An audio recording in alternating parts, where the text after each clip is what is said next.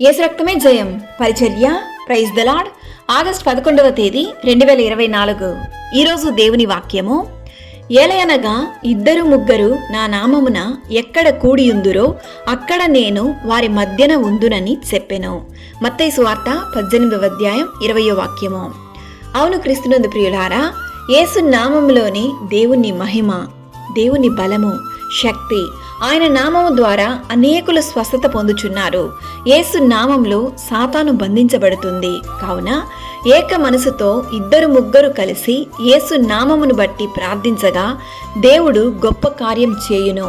దేవుడు ఏక మనసుతో చేయు ప్రతి ప్రార్థనను ఆలకించును.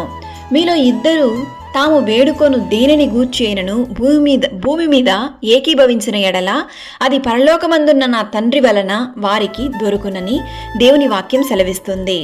కొందరు రథములను బట్టియు కొందరు గుర్రములను బట్టియు అతిశయపడుదురు, కానీ మనమైతే మన దేవుని నామమును బట్టి అతిశయపడుదుము. దావీదు కీర్తనకారుడు ఈ విధంగా పలుకుచున్నాడు: నా ప్రాణమునకు ఆయన సేద తీర్చుచున్నాడు, తన నామమును బట్టి నీతి మార్గములలో నన్ను నడిపించుచున్నాడు అని. నా నామమున మీరు నన్నేమి అడిగినను నేను చేతును.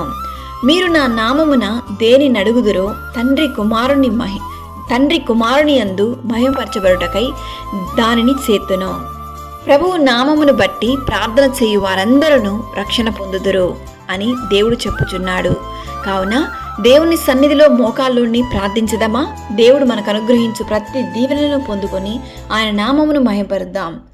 సకల ఘనత, మహిమ, ప్రభావములు యేసయ్యకు మాత్రమే కలుగునుగాక. ఆమేన్. God bless you.